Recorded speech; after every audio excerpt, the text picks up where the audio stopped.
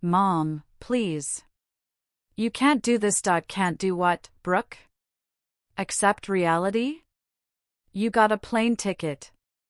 A plane ticket. While your sister got $3 million.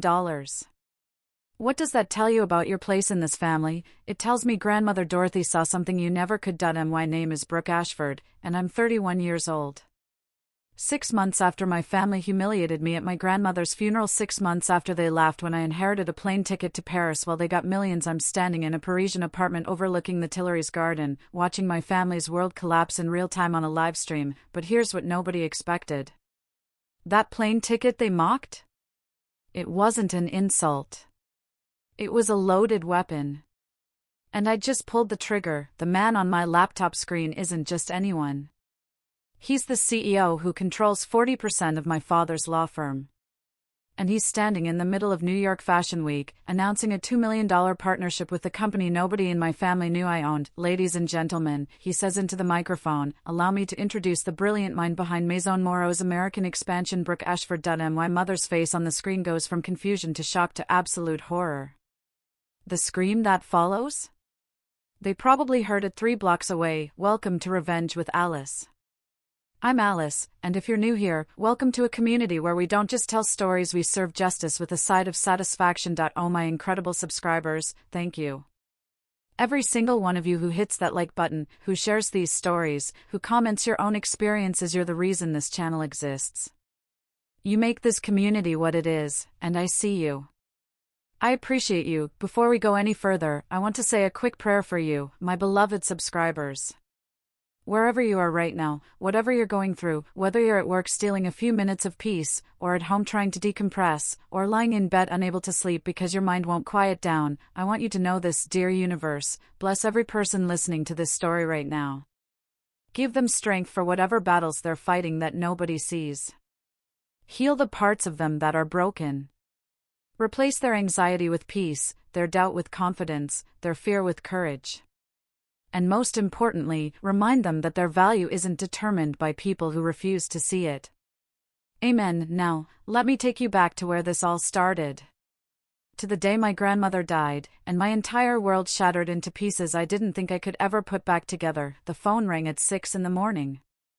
I was dead asleep when the buzzing started, my phone vibrating against the nightstand with an urgency that pulled me from a dream I can't remember now. Next to me, Tyler stirred but didn't wake. His arm was draped over my waist, heavy and warm, and for just a second before I reached for that phone, I felt safe. That feeling wouldn't last. Hello? My voice came out rough with sleep. Brooke. My mother's voice was cold, flat, like she was reading from a script she'd memorized but didn't care about. Your grandmother passed away last night. Heart failure. The funeral is Saturday at 11. Don't be late. I sat up, Tyler's arm sliding off me. Mom, wait, what happened? Was she? The reading of the will is immediately after the service. Your father expects everyone in attendance. A pause, then, appropriate attire, Brooke. This isn't one of your casual outings. The line went dead. I stared at the phone, tears already building in my eyes. Grandmother Dorothy. The only person in my family who'd ever really seen me. The woman who'd pull me aside at family gatherings and ask, "What are you dreaming about, sweetheart?" while everyone else was too busy fawning over Whitney and Chase, baby. Tyler's hand found my shoulder. What's wrong? My grandmother died. He pulled me back down, wrapping his arms around me. Oh, babe. I'm so sorry. Come here. I let myself sink into his chest, breathing in his familiar scent, cologne and laundry detergent, and something uniquely him. In that moment, I thought I had at least one person who would stand beside me through the grief. God, I was naive. The Ashford estate looked exactly as I remembered: 20 acres of manicured lawns and old money, the kind of place where every hedge was trimmed to geometric perfection and every window gleamed like it had never known dust. The main house rose 3 stories, all stone and mullioned windows, the kind of architecture that screamed we've been rich since before you were born. Tyler drove us up from Manhattan in his BMW, his hand resting on my thigh in what I thought was comfort. I'd chosen a simple black dress, elegant, understated, appropriate. I already knew Whitney would show up in something designer and attention-grabbing. She always did. Quite the fleet, Tyler murmured as we pulled into the circular driveway. That he wasn't wrong. My parents' Bentley sat near the front entrance. Chase's Tesla was parked beside it. And there was a cherry-red Porsche I didn't recognize, gleaming in the autumn sunlight like a wound. Something in Tyler's tone made me glance at him. His expression was neutral, but his eyes were scanning the cars with a sharpness that felt wrong. Like he was cataloging, assessing, calculating. You okay? I asked. Fine. He smiled, but it didn't reach his eyes. Let's get you inside, babe. The house was buzzing with that peculiar energy funerals generate when they're held by wealthy families. Hushed voices mixed with barely suppressed excitement, because let's be honest, at a certain level of wealth, death stops being about grief and starts being about assets. My mother stood in the marble foyer directing caterers like a general commanding troops. Patricia Ashford at 58 looked 45, thanks to the best plastic surgeons Manhattan had to offer. Her blonde hair was swept into a perfect chignon. She wore Chanel from head to toe, black, of course, but with enough subtle detailing to signal that even in mourning, she had taste. Brooke. She air-kissed near my cheeks, barely making contact. You're here. Tyler. Her smile for him was warmer, genuine. Don't you look handsome, Mrs. Ashford. Tyler's voice took on that smooth professional quality he used with his law firm's clients. My condolences on your loss. Yes, well. She waved her hand dismissively, like swatting a fly. Mother had a good run. 93 years is nothing to mourn, really. Now, the service begins at 11. Brooke, you'll sit in the third row. Family sits in the first 2 rows. I blinked. I am family. My mother looked at me like I was being deliberately obtuse. Don't be difficult. You know what I mean. Immediate family. Your father, Chase, Whitney, and myself in the first row. Extended family in the second. Where does that leave me? The third row is perfectly appropriate for you, Brooke. She glanced at Tyler, something passing between them, a look I couldn't quite read but that made my stomach clench. You'll sit with Tyler and the other guests. The casual cruelty of it should have surprised me. It didn't. This was the Ashford way. Whitney was the beauty, Chase was the heir, and I was, what? The spare? The accident? I'd never quite figured out what purpose I served in this family equation. Tyler squeezed my hand. It's fine, babe. We'll sit together. But I saw that look again. The one my mother gave him. Approving. Almost conspiratorial. Warning bells should have sounded in my head. They didn't. I was too consumed by grief and that familiar, hollow ache of being unwanted by the people who were supposed to love me most. I found Whitney in the library, perched on grandfather's leather sofa like a queen holding court for an audience of one herself. At 28, my younger sister had perfected the art of looking both innocent and predatory simultaneously. Today she wore a black Dior dress that probably cost more than most people's monthly mortgage, her chestnut hair cascading in perfect waves that had clearly required professional styling. Brooke. She stood, opening her arms for a hug that felt more like a performance than genuine affection. Oh my God, can you believe it? Grandmother Dorothy actually died. People do tend to die eventually, Whitney. It's kind of how life works, she giggled, either missing my sarcasm or choosing to ignore it. You know what I mean. I just saw her last month. She seemed totally fine. You saw her last month because you wanted money, I thought but didn't say. Whitney only visited Grandmother Dorothy when she needed funding for her latest venture, a boutique that never quite opened, a charity fashion show that somehow never actually benefited any charity, an influencer marketing business that existed primarily on Instagram stories. How are you holding up? I asked, because despite everything, some pathetic part of me still hoped for genuine connection with my sister. Oh, you know. She examined her manicure French tips, flawless. It's sad, obviously. But also. She leaned in conspiratorially, her voice dropping to a stage whisper. I heard the estate is worth over $200 million. Can you even imagine? There it was. The casual reduction of our grandmother's life to a dollar amount. The inability to separate love from money, grief from greed. I shouldn't have been surprised this was Whitney, after all, but something in my chest still cracked. That's not really what I was asking about. Whitney's perfectly shaped eyebrows rose. What else would we talk about? This is huge, Brooke. Life-changing money. I could finally open that boutique in Soho I've been planning. The real one, not some pop-up. Before I could respond, Chase strode in, all 6 feet 3 inches of primed privilege and empty confidence. At 35, my brother had mastered the art of looking perpetually busy while accomplishing nothing of substance. He'd been handed a corner office at Dad's law firm straight out of Harvard Law, bypassing the years of grunt work, soul-crushing hours, and ramen noodle dinners the rest of us had to endure, ladies. He kissed Whitney's cheek, then nodded vaguely in my direction. Brooke, Chase, hell of a day, isn't it? He poured himself a scotch at 10 in the morning and settled into grandfather's old armchair like he owned it. Like he owned everything. 200 million split 3 ways. We're looking at what, 67 million each after taxes? The words hit me like a slap. 3 ways? Chase looked at me like I'd just asked why the sky was blue. Me, Whitney, and the estate trust. Obviously, I'm your sister too. He actually laughed. Not a polite chuckle, but a genuine, from-the-belly laugh that echoed off the library's coffered ceiling. Come on, Brooke. Grandmother knew the score. The trust is for people who can actually manage money. No offense, but you're not exactly swimming in assets. You're what, an assistant at some marketing firm. Making $40,000 a year, the assumption, the absolute certainty that I had nothing, was nothing, would always be nothing made my blood simmer beneath my skin. But I'd learned long ago that arguing with Chase was like arguing with a brick wall.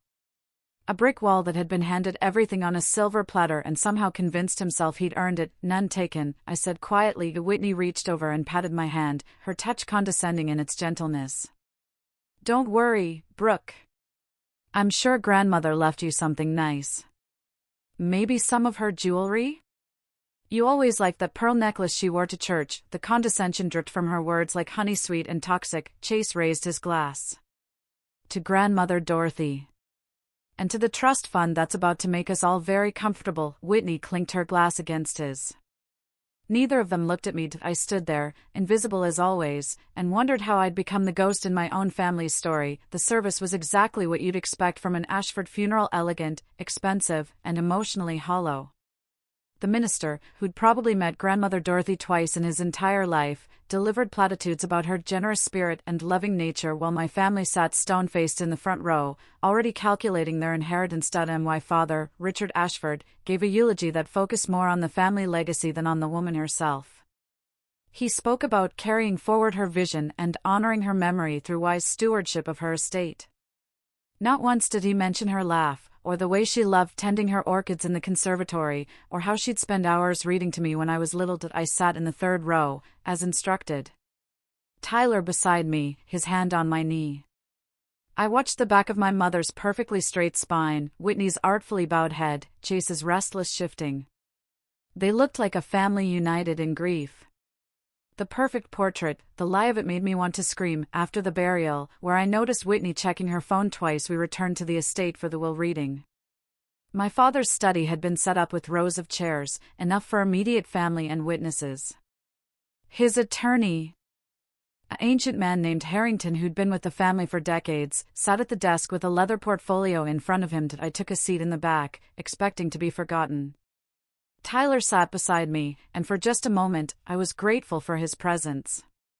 At least I wasn't completely alone. Harrington cleared his throat and began reading in that particular monotone lawyers use when dealing with the dead's wishes. To Dorothy and Ashford, being of sound mind and body, the preliminaries dragged on: legal language, tax implications, trustee appointments. Then came the distributions. To my daughter Patricia, I leave my jewelry collection, excluding pieces specifically mentioned later in this document. My mother nodded, satisfied. To my grandson Chase, I leave my shares in Ashford Enterprises, with the expectation that he will prove himself worthy of this responsibility. Chase smiled. That smug, satisfied smile I'd seen 1,000 times growing up. The one that said, of course. This is exactly what I deserve. To my granddaughter Whitney, I leave the sum of $3 million to be dispersed over 5 years, with the hope that she will finally find productive purpose. Whitney's smile faltered slightly at productive purpose, but $3 million was enough to smooth over any wounded pride. And to my granddaughter Brooke, every eye in the room turned to me. I felt Tyler's hand tighten on my knee, his fingers gripping almost painfully. Harrington continued reading. To my granddaughter Brooke, I leave a single item, a plane ticket to Paris, France. Departure date December 1st. With instructions to visit an address I have provided separately to Mr. Harrington. At that address, she will find what she truly deserves. Silence, complete, absolute silence. Then Chase started laughing. A plane ticket? That's it? A fucking plane ticket? Whitney's mouth had dropped open in a perfect O of shock and barely concealed delight. My mother's expression could have frozen fire. But it was my father's reaction that cut deepest. He looked at me with something like pity mixed with disgust, as if Grandmother Dorothy's final wishes had confirmed everything he'd always believed about my worthlessness, my inadequacy, my fundamental failure to be worth anything to this family. Well, he said finally, his voice carefully neutral. That's unfortunate. Not I'm sorry or that seems strange or let's figure out what Grandmother meant. Just unfortunate, as if I'd lost a lottery nobody expected me to win anyway. Harrington cleared his throat again, the sound cutting through the shocked silence like a knife through butter. There's also a sealed letter, addressed to Miss Brooke Ashford. To be opened privately. He held out a cream-colored envelope, Grandmother Dorothy's elegant script flowing across the front in fountain pen ink. My hand trembled as I reached for it. Did I ask that it? Chase demanded, standing abruptly. His face had gone red, that angry flush he got when things didn't go his way. Can we discuss the estate trust now? The real money, the trust provisions are outlined in Section 12, Harrington said, unruffled. We'll address those momentarily. I stood on legs that felt disconnected from my body, the letter clutched in my hand. My chest was tight, breathing suddenly difficult. I needed air. I needed space. I needed to be anywhere but in this room full of people who'd just watched me get publicly humiliated by a dead woman. No one called after me as I walked out. No one asked if I was okay. Tyler followed, but even he seemed distracted, his phone buzzing incessantly in his pocket. I found my way to the conservatory, Grandmother Dorothy's favorite room. Glass walls looked out over gardens now touched with November's frost. This was where she'd spent hours tending her orchids, talking to them like they were friends, sometimes talking to me the same way. You have fire in you, Brooke, she'd told me just last Christmas, her weathered hands clasping mine.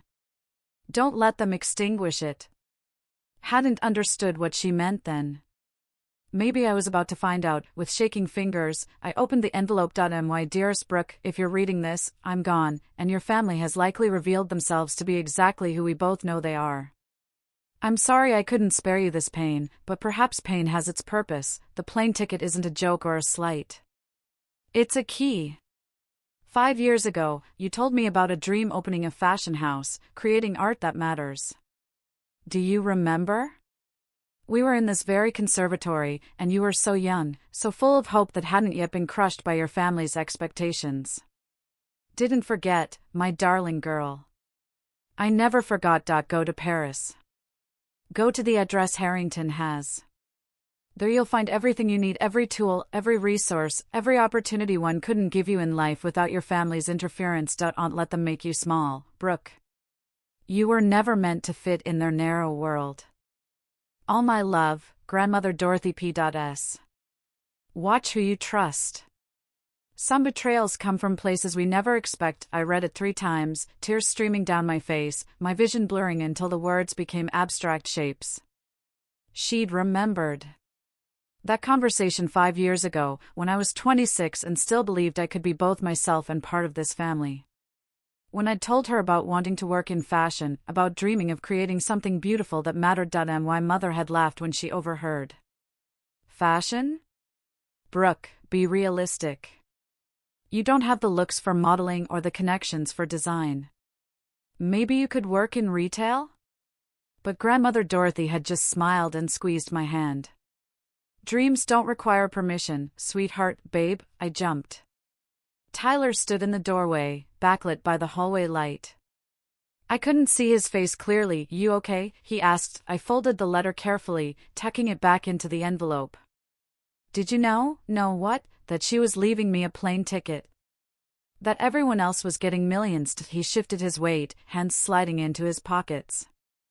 "I mean, I heard some rumors. Your dad mentioned something at the firm last week. But I didn't think you didn't think to warn me. It wasn't my place." His tone had shifted, becoming defensive in a way that made my skin prickle. "Besides, it's not like you could have done anything about it. Wills are final." Something in his words felt wrong. Off-key. But I was too raw, too overwhelmed to examine it closely. "I need to go home," I said. "Can you drive me back to the city, actually?" He pulled out his phone, glanced at the screen. "Your dad needs me back at the office. Big case just broke. Client emergency. But I can call you an Uber." "You're leaving? Right now?" "Brooke, don't be like that." He sighed, like I was being unreasonable. Like I was the problem. "We all have responsibilities. The world doesn't stop for funerals." He kissed my forehead, perfunctory, brief, the kind of kiss you give a child you're placating. "I'll see you tonight at home, okay? We'll order Thai food, open some wine, and you can tell me all about the letter." He was gone before I could respond, his footsteps echoing down the marble hallway. I stood alone in the conservatory, surrounded by Grandmother Dorothy's orchids, and for the first time let myself acknowledge what I'd been refusing to see for months. I was completely, utterly alone. My family dismissed me. My fiancé prioritized work over my grief. Even Tyler's comfort had been superficial, boxes checked rather than genuine care given. Grandmother Dorothy's postscript echoed in my mind: "Watch who you trust." Some betrayals come from places we never expect. The Uber driver was blessedly silent during the hour-long drive back to Manhattan. I sat in the back seat, watching Connecticut's suburbs blur into highway into city, trees into buildings. My phone stayed silent in my lap. No calls. No text checking if I was okay, nothing. When I finally walked into the apartment Tyler and I shared a one-bedroom in Murray Hill that cost more than it should but less than we could afford somewhere better, the silence felt suffocating. His cologne still hung in the air from this morning. His coffee mug sat in the sink, unwashed. Evidence of a life we'd built together. Now feeling hollowed, I poured myself a glass of wine. Then another. Then a third. I pulled up the information Harrington had emailed me during the drive. The Paris address was in the first arrondissement, near Place Vendôme.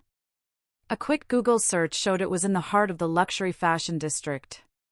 Chanel, Dior, Cartier all within walking distance. December 1st was 2 weeks away. I opened my laptop and looked at my calendar. I had 3 weeks of vacation days saved up. I'd been hoarding them for a wedding that kept getting postponed. Tyler always had an excuse. The firm was busy. He was up for partner. We should wait until his bonus came through. For years of excuses for a wedding that never quite materialized.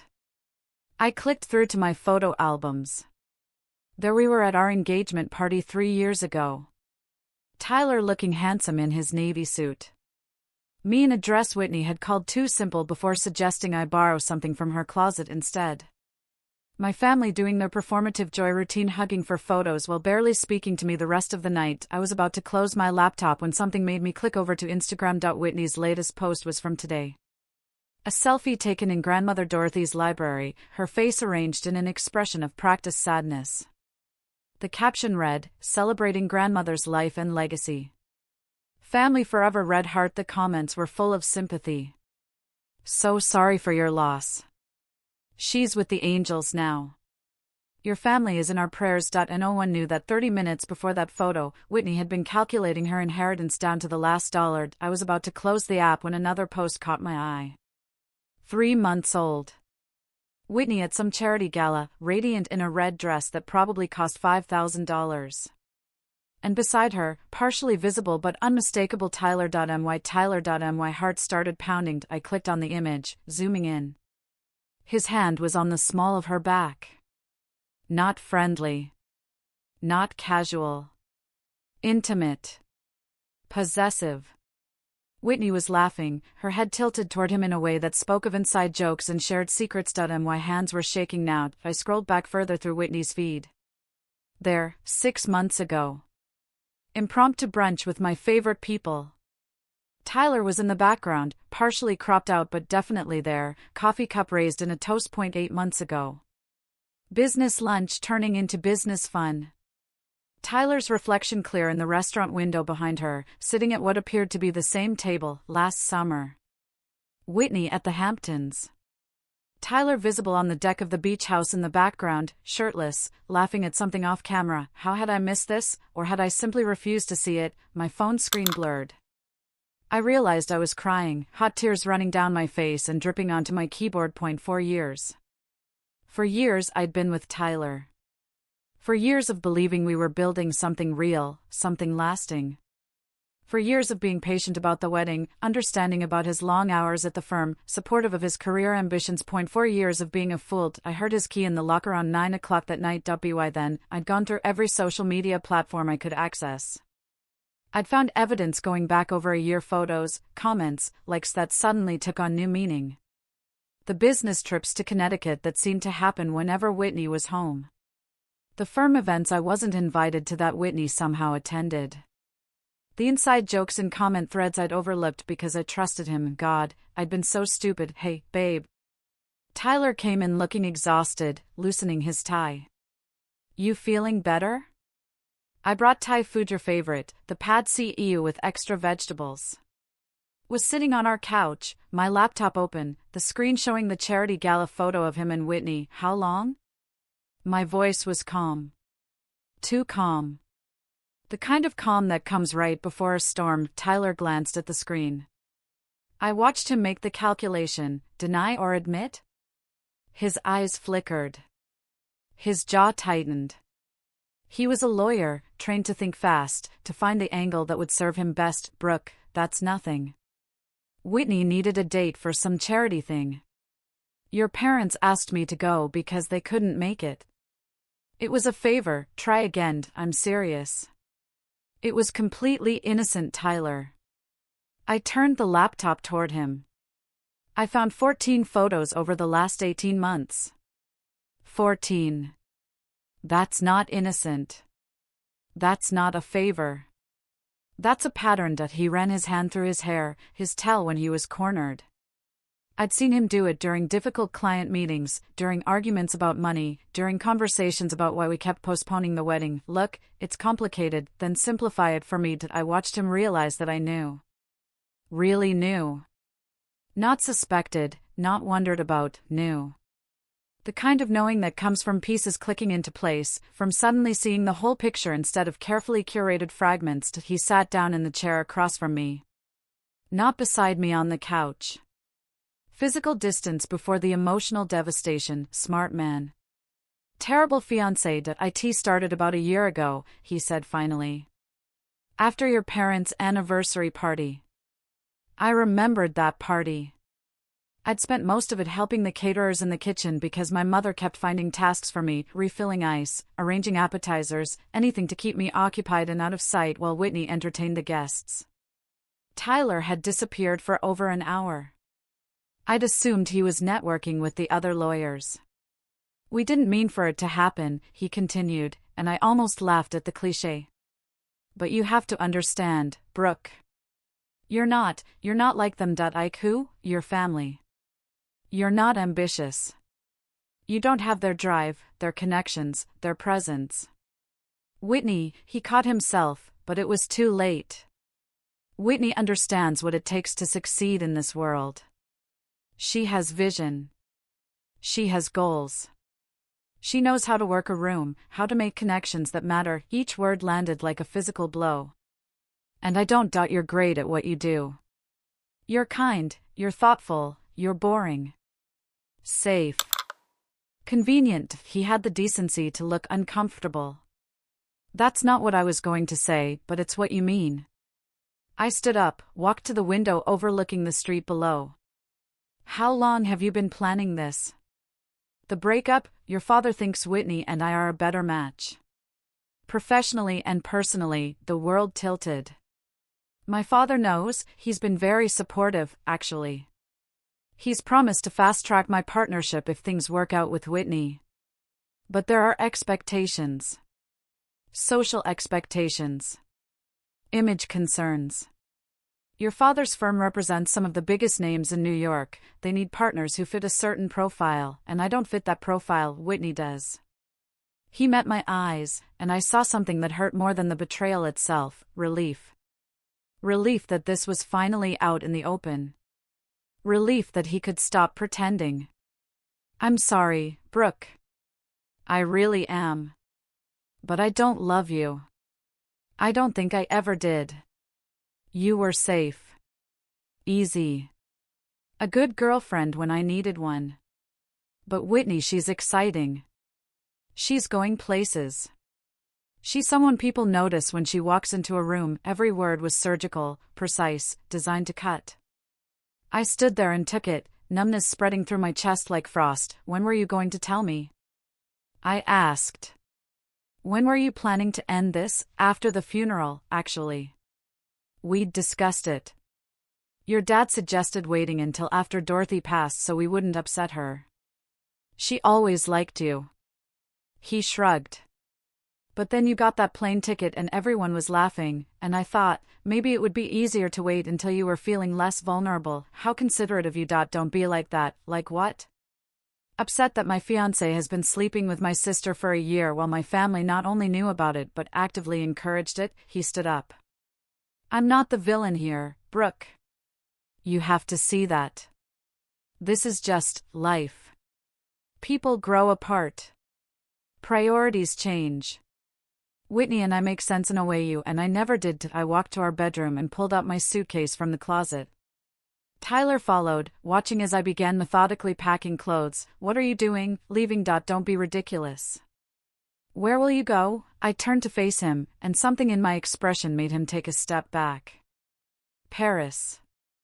I'm going to Paris. And Tyler? I want you to remember this exact moment. Remember how relieved you feel right now, how free. Because one day, probably sooner than you think, you're going to realize exactly what you gave up. I continued packing in silence. He didn't try to stop me. Didn't apologize again. Didn't do anything except stand there and watch as I dismantled our life together, one drawer at a time. At the door, I paused. The engagement ring was still on my finger, a modest diamond he'd saved 6 months to buy, back when I still believed we were building something real. I pulled it off and set it on the entry table. Keep it. Consider it payment for the education. What education? The one where I learned that betrayal reveals character. Yours, not mine. I checked into a hotel near JFK Airport. Nothing fancy, a Holiday Inn Express with industrial carpeting and walls thin enough to hear my neighbor's television. But it was clean, and it was anonymous, and that was all I needed. That first night alone, I let myself break completely. I cried until my throat was raw. Until my eyes swelled shut. Until there were no more tears left in my body. I cried for my grandmother, for the fiancé who'd never loved me, for the family who'd never seen me, for every humiliation and dismissal and casual cruelty I'd endured over 31 years. I cried for the woman I'd been this morning, naive enough to believe that love meant something, that family meant something, that 4 years together had to mean something. I cried until I was empty, and then, somewhere around 3 in the morning, the tears stopped. The grief remained, lodged in my chest like a stone. But something else had joined it, something cold and sharp and focused: rage, not the hot, explosive kind that burns out quickly. This was different. This was the kind of rage that hardens over time, that transforms from emotion into purpose, into determination, into an absolute refusal to be broken by people who'd never deserved my softness in the first place. I pulled up my laptop and changed my flight. December 1st was too far away. I needed distance now. I needed to see what grandmother Dorothy had left me, needed to understand why she'd given me a plane ticket when everyone else got money. The earliest flight to Paris was tomorrow evening. I booked it. Business class, because suddenly I didn't care about the cost. Suddenly I wanted to be someone who flew business class, who didn't apologize for taking up space, who didn't shrink herself to make others comfortable. I looked at my reflection in the bathroom mirror. Red-rimmed eyes. Swollen face. hair tangled from crying. I looked destroyed, but underneath the wreckage, I saw something else. Something that had always been there but that I'd hidden away, buried deep because showing it meant conflict and rejection and all the things I'd learned to avoid. Fire. Don't let them extinguish it, Grandmother Dorothy had said. They'd tried. God knows they'd tried. But fire doesn't extinguish easily. Sometimes it just burns underground, waiting for oxygen, waiting for fuel, waiting for the exact right moment to explode back to the surface. I called the front desk. I need to extend my stay one more night. Then I opened my email and composed a message to my manager at work. Family emergency. Taking 3 weeks starting Monday. All vacation days. Will be unreachable. I sent it before I could second guess myself. Then I blocked Tyler's number. Blocked Whitney's number. Blocked my parents' numbers. Not out of anger, well, not just out of anger but out of self-preservation. Whatever happened next, whatever I found in Paris, I needed to do it without their voices in my head telling me who I was supposed to be. I fell asleep at 4 a.m, my packed suitcase by the door, my plane ticket pulled up on my phone. I woke up 6 hours later. The grief was still there. The betrayal still stung. But underneath it all was something new, something that felt almost like anticipation. Grandmother Dorothy had left me a key. Tomorrow, I'd find out what it unlocked. The flight from JFK to Charles de Gaulle took 7.5 hours. I didn't sleep. Couldn't sleep. Instead, I sat in my business class seat, the first time I'd ever flown anything but economy, and stared out the window at the dark Atlantic below. The cabin was quiet, most passengers dozing under thin blankets. The flight attendant had offered me champagne, wine, a hot towel, a meal I couldn't taste. I'd accepted it all mechanically, going through the motions of being a person who belonged in business class while my mind replayed the last 48 hours on an endless loop. Tyler's face when he admitted he didn't love me. Whitney's Instagram posts that I'd been too blind to see as evidence. Chase's laugh when the will was read. My mother's dismissive wave. My father's word, unfortunate, and Grandmother Dorothy's letter, now tucked in my carry-on bag, the paper soft from how many times I'd unfolded and refolded. Go to Paris. There you'll find everything you need. What did that mean? A job? Money? Some kind of trust fund she'd hidden from the family? The more I thought about it, the less sense it made. If she'd wanted to leave me money, why not just do it? Why the elaborate mystery of a plane ticket and a cryptic letter, unless the mystery was the point? Grandmother Dorothy had been many things: kind, elegant, surprisingly funny when my parents weren't around. But she'd also been strategic. Calculating. She'd survived decades in a family that valued appearance over substance, money over meaning.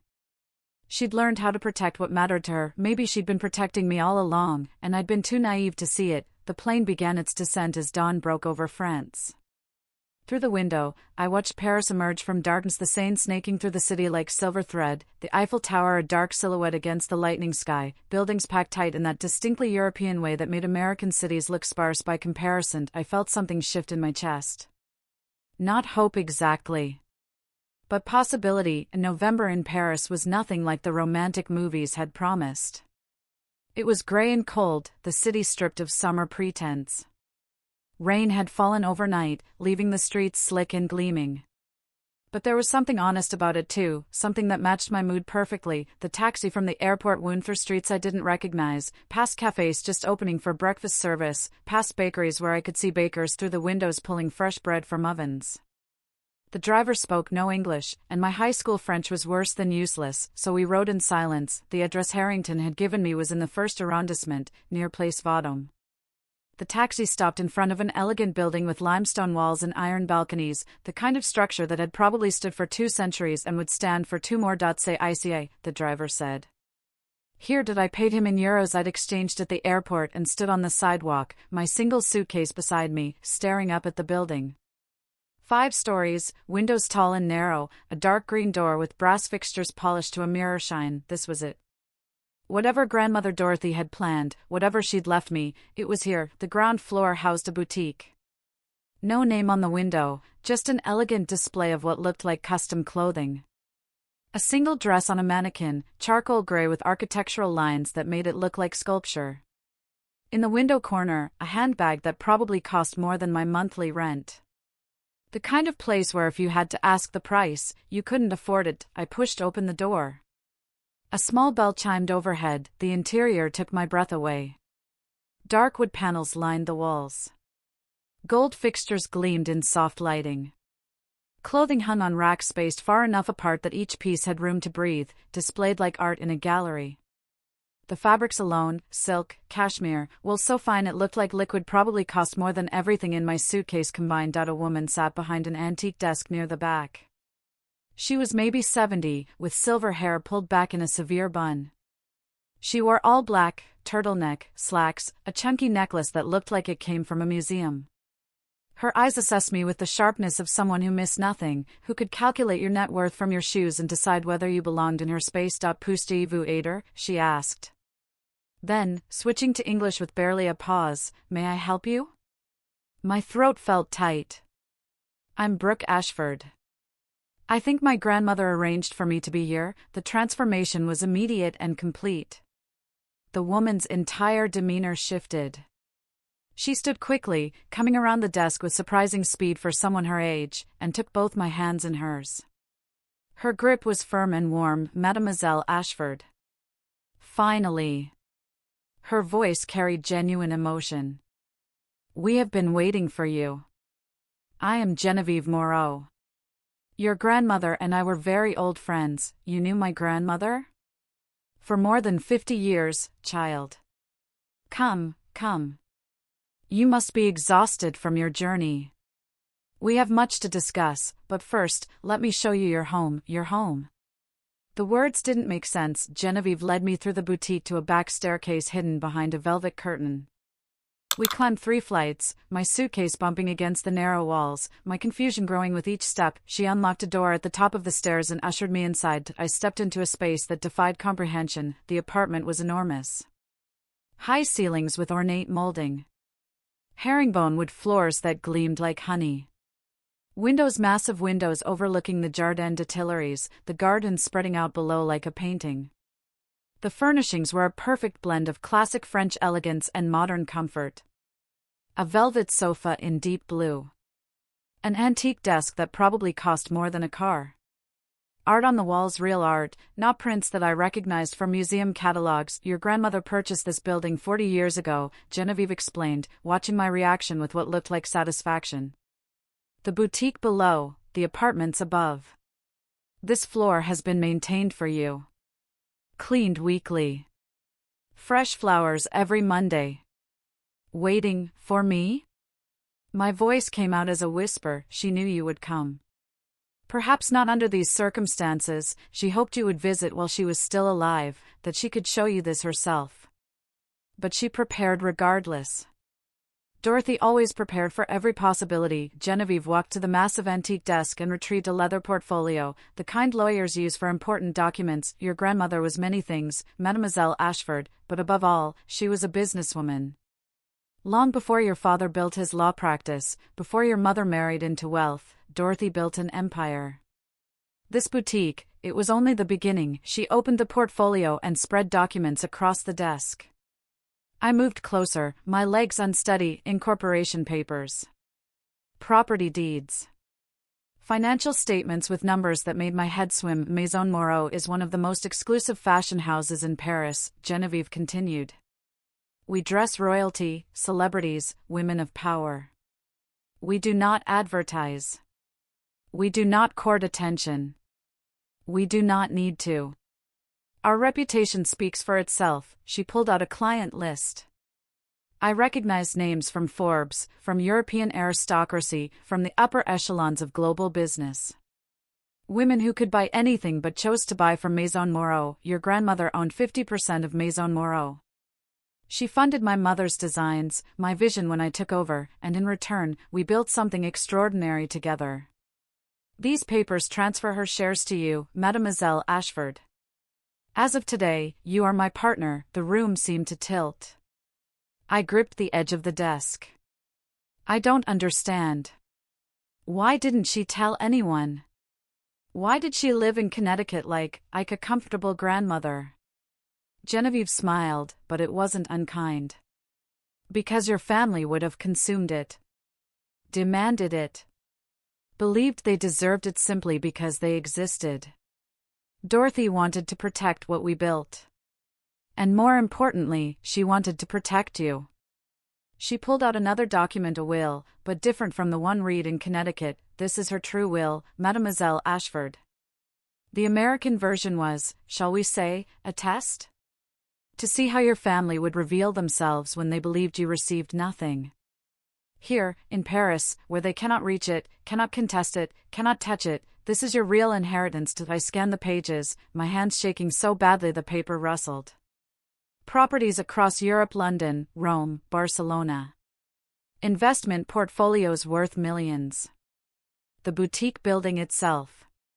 And Maison Moreau, valued at approximately $40 million. She left me a fashion house, I whispered. She left you an empire, child. And more importantly, she left you a choice. Genevieve's eyes were sharp, assessing. You can sell your shares. Take the money. Return to America and build whatever life you choose. No one would blame you. She paused, letting that option sit between us. Or, she continued, her voice taking on a different quality, you can stay. Learn. Become what your grandmother always knew you could be. I walked to the windows overlooking the Tuileries. Below, people were walking through the garden, mothers with strollers, old men feeding pigeons, tourists taking photos. Normal people living normal lives, completely unaware that my entire world was being reconstructed from the ground up. Why me? I asked without turning around. Why not Whitney or Chase? They're the successful ones. The ones with ambition and drive and all the things my family values, are they? Genevieve came to stand beside me. Or are they simply given everything and told it proves their worth? There is a difference, Mademoiselle Ashford, between being handed success and building it yourself. Your grandmother understood this difference very well. She never told me any of this. Because you were not ready. You were still trying to fit into their world, still believing that if you were good enough, quiet enough, helpful enough, they would finally see you. But Dorothy knew she knew you had to leave that world before you could claim your own. I thought about Tyler's words, you're not ambitious. You don't have their drive. I thought about Whitney's condescension, maybe some of her jewelry. I thought about my father's expression, unfortunate. I thought about Chase's laugh, a fucking plane ticket, something crystallized in my chest. Hard. Brilliant. Utterly unbreakable. I want to stay, I said. I want to learn everything. Genevieve's smile was fierce and approving. Très bien. Very good. Then we begin tomorrow. But tonight, you rest. Unpack. This is your home now. After she left, I walked through the apartment in a daze. 6 rooms, each more beautiful than the last. A kitchen with professional appliances that looked barely used. A bathroom with a clawfoot tub deep enough to drown in and a shower with 3 different heads. A bedroom with a bed so large I could starfish across it and not touch the edges, and everywhere, small touches that said Grandmother Dorothy had been here.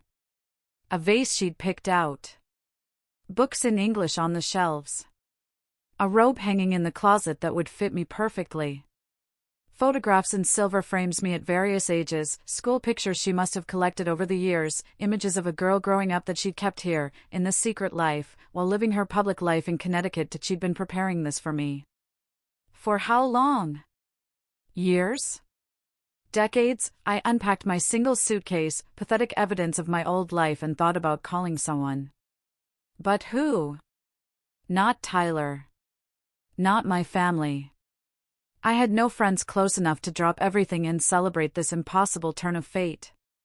Everyone I knew was connected to my family or Tyler's work or that life I'd just walked away from. I was truly alone, but for the first time in my life, alone didn't feel like abandonment. It felt like freedom.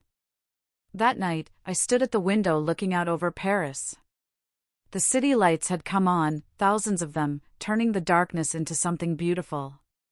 The Eiffel Tower sparkled on the hour, and I could hear music drifting up from somewhere below, accordion, unmistakably French, playing a song I didn't recognize but that sounded like coming home. I made myself a promise. I would learn this business. I would become everything my family never believed I could be. And one day soon I would return to New York, not as the dismissed daughter, not as the jilted fiancé, but as something they couldn't ignore. I would return as their reckoning. The next morning, Genevieve arrived at precisely 8 o'clock, carrying 2 espressos and an armful of documents. "Your education begins now," she announced, settling into one of the apartment's elegant chairs. "First, you must understand what Maison Moreau is and what it is not." Over the next 3 hours, she walked me through the business with surgical precision. Maison Moreau dressed exactly 37 clients globally. Not 38. Not 36. 37 women who were willing to pay extraordinary sums for clothing created specifically for them. We do not chase trends, Genevieve explained. We create them, quietly, for women who do not need to announce their power. They simply embody it. She showed me the client list. I recognized a tech CEO who'd been on the cover of Time. A European princess. 3 women who'd started their own venture capital firms. A novelist who'd won the Pulitzer. A conductor who led one of the world's great orchestras. Women who could buy anything but chose to buy from Maison Moreau because exclusivity itself was the luxury. We meet with each client twice per year, Genevieve continued. Once in spring, once in fall. We discuss their lives, their needs, their aspirations. We create pieces that become part of their identity. This is not fashion. This is partnership. And now, she said, pulling out her final document, we discuss your role. She slid a job description across the table. Director of American Expansion. We have been considering opening an atelier in New York for 5 years, Genevieve explained. A very small, very select operation. 10 clients, maximum. Your grandmother believed you could lead this project. Build something of your own while learning our methods. Prove yourself, New York. Where my family lived. Where Tyler worked. Where Whitney preened and Chase strutted and my parents held court. The universe had a wicked sense of timing when I asked, "You will spend 6 months here. Learning our processes. Understanding our clients. Mastering the art of discretion and quality.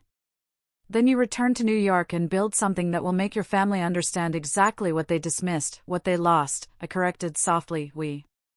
Genevieve's smile was sharp.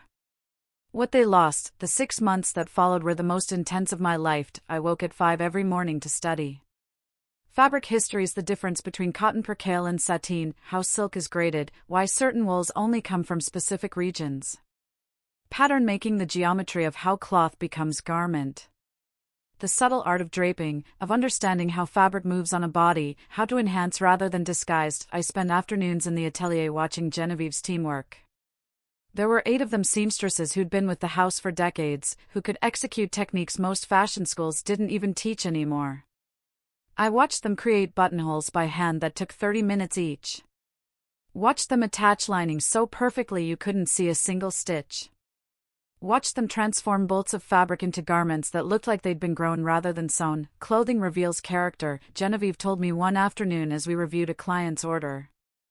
Our job is not to create character. It is to reveal what is already there. To give women the armor they need to be themselves in a world that constantly demands they be something else.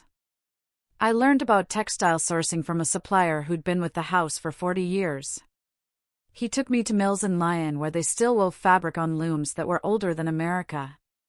He showed me how to feel quality in your fingertips, how to assess a weave's integrity, how to know if something would last 5 years or 50. I studied business operations with Genevieve's daughter, Claire, who handled the financial side of the empire. Margins, inventory management, cash flow, tax strategies across multiple countries. The numbers were staggering. Each garment cost thousands to produce and sold for tens of thousands. But the profit margins were razor thin because they refused to compromise on quality. This is not about getting rich, Claire explained. We are already rich. This is about maintaining standards in a world that has forgotten what standards mean, but more than anything else, I learned about power. The kind that doesn't announce itself. The kind that doesn't need validation or applause. The kind that simply exists with absolute certainty. I learned about Grandmother Dorothy's real life, the one she'd hidden from all of us. Why did she go back? I asked Genevieve one evening in April as we reviewed client sketches in the apartment. If she was so successful here, why return to Connecticut? Why marry my grandfather and pretend to be just a comfortable grandmother? Genevieve was quiet for a long moment, her pen still on the paper. She met your grandfather at a gallery opening in 1970, she said finally. He was visiting Paris on business. Handsome, charming, completely different from the men she'd known. He knew nothing about fashion, nothing about her success here. He simply saw Dorothy the woman, not the empire, and she loved him desperately. When he asked her to come home, to be his wife, to build a life in America, she went. But she made him promise never to tell his family about Maison Moreau. She'd seen too many women have their accomplishments consumed by families who believed they deserved a share of glory they hadn't earned. So she protected it for 50 years. She never sold her shares. Never abandoned what we built. She would visit twice a year, always alone, always under the pretense of visiting old friends. Your grandfather kept her secret until the day he died. And she made me promise that if her family proved unworthy, I would protect this for her granddaughter. She knew they'd dismiss me, she hoped she was wrong. Genevieve looked at me with something close to sadness. But she prepared in case she was right. Dorothy always prepared for every possibility. In January, I'd received my first email from Tyler. Subject line, "Can we talk?" I deleted it without reading further. In February, Whitney sent a rambling message about how everyone was so concerned about me disappearing to Paris. She tried to visit, she claimed, but didn't have my address. I archived her message without responding. In March, my father's secretary called, leaving a voicemail about family matters that required my attention. I let it go unanswered, and through it all, I learned. I grew.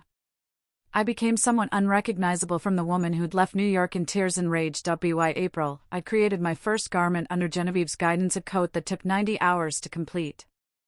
Every stitch placed with intention. Slate gray cashmere with silk lining, architectural and feminine simultaneously. When Genevieve saw it, she was silent for so long I thought I'd disappointed her, then she smiled. Dorothy would be very proud. In May, we began planning the New York atelier. Genevieve flew in specialists, real estate consultants who knew Manhattan's luxury market, lawyers who specialized in international business structures, PR strategists who understood how to launch something exclusive without seeming desperate for attention. Location is everything, Genevieve insisted. Not too obvious. Not trying too hard. Somewhere that signals we belong but don't need to prove it. We settled on a building in Soho. 5,000 square feet on the third floor of a converted warehouse. Tall windows. Original brick. The kind of space that cost a fortune but looked effortless. You will need a team, Genevieve said. 3 seamstresses to start. 1 assistant. A business manager. Choose people who were overlooked, underestimated. They will understand our mission. I'd lost weight in Paris, not from stress but from transformation. 6 months of walking everywhere, of treating meals as pleasure rather than fuel.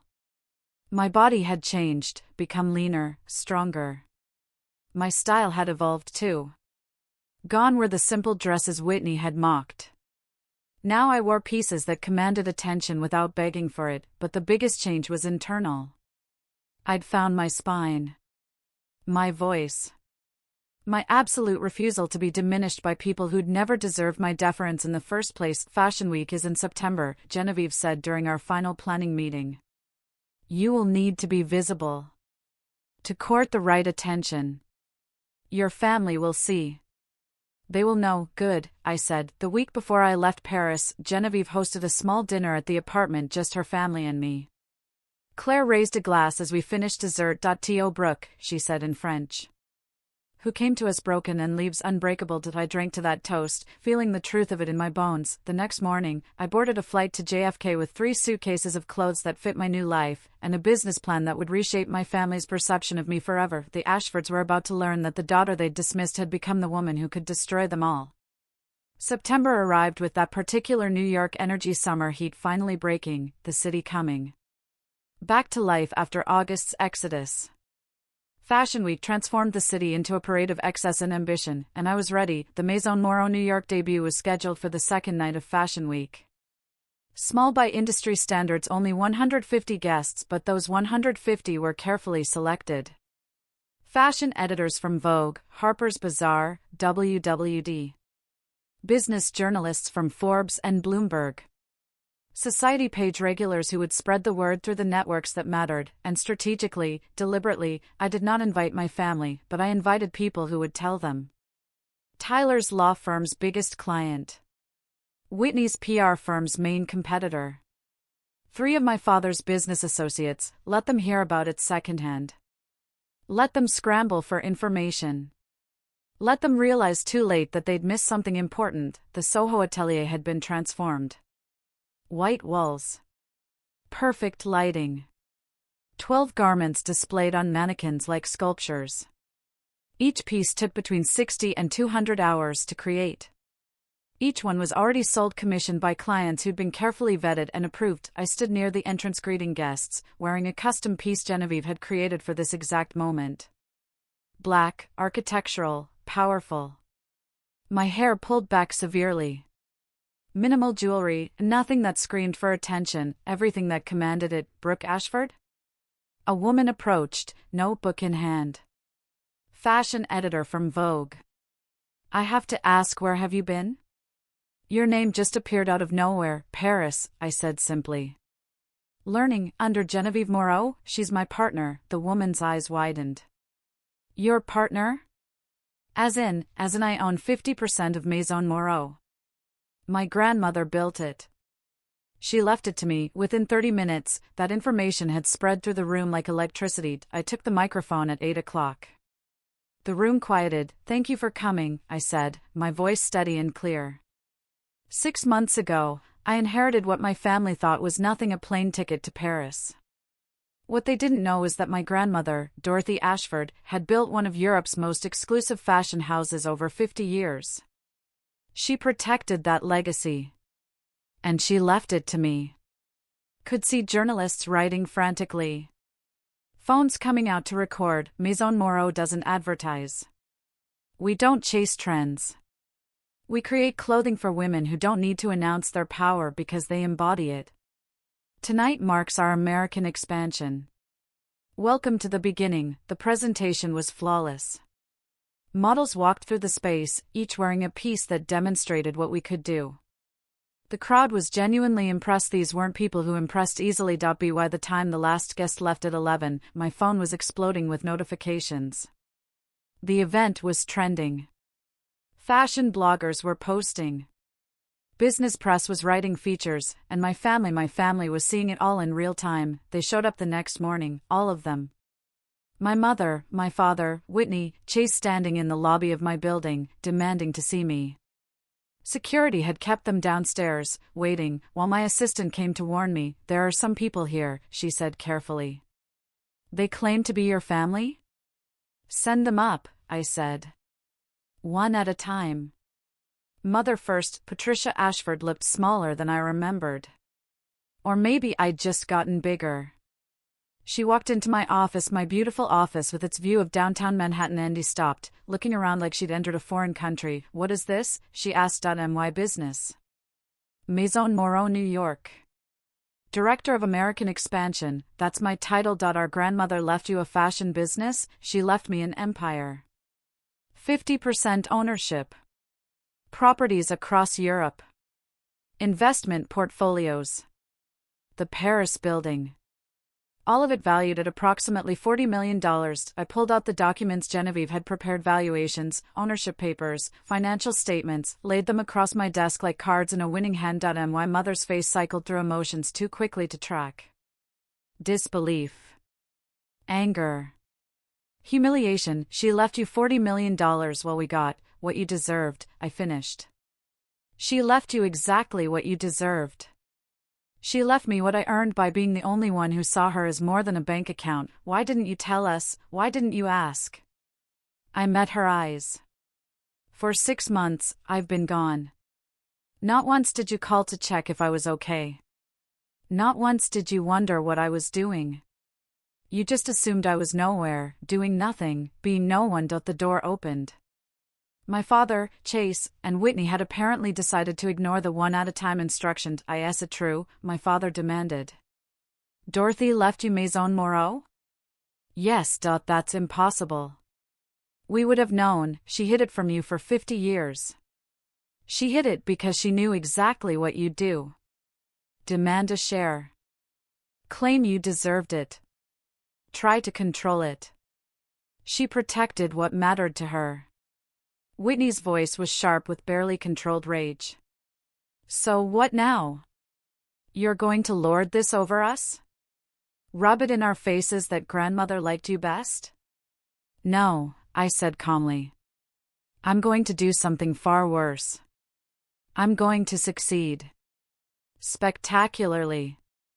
Publicly. And every time someone mentions Maison Moreau, every time my name appears in Forbes or Vogue or the Wall Street Journal, you'll remember that you dismissed me. You'll remember the funeral where you laughed. You'll remember calling a plane ticket to Paris an insult. And Tyler? Whitney's face had gone red. Are you going to ruin him too? Tyler ruined himself. How's that working out, by the way? I heard he still hasn't made partner. Funny how dad's promises evaporate when the person you're sleeping with loses her shine. The silence was absolute. Here's what's going to happen, I continued. We can have a relationship. On my terms. You will respect my work, my success, my boundaries. You will never dismiss me again. Or we can be strangers who share our last name. Your choice. 1 year later, I stood in the same Soho atelier, now expanded to include the 4th floor, watching my team prepare for our second Fashion Week presentation. Maison Moreau New York had 25 exclusive clients. A waiting list of 50 more. A second American location about to open in Los Angeles. I'd been featured in Forbes 30 Under 30. Vogue had done a profile titled The Heiress Who Earned Her Empire. My family and I had found an uneasy peace. They came to dinners now, asked about my work, listened when I spoke. The change wasn't complete. Whitney still struggled with jealousy, Chase with his bruised ego. But they were trying. Tyler had gotten engaged to someone else, not Whitney, that had crashed spectacularly. I'd sent a gift. Gracious. Expensive. The kind of gesture that said, I've moved on and up. I was dating a French investor I'd met through Genevieve. Someone who'd seen my power first, never knew me as invisible. But the real victory wasn't the business or the money or the recognition. It was standing here, in a space I'd built with my own hands, my own vision, my own refusal to stay small. Boss? My assistant appeared at my elbow. Your 3 o'clock is here. The client from the Forbes list? Send her in. I watched a woman walk into my atelier, nervous, hopeful, wearing clothes that didn't quite fit who she was trying to become. I recognized that look. I'd worn it myself once.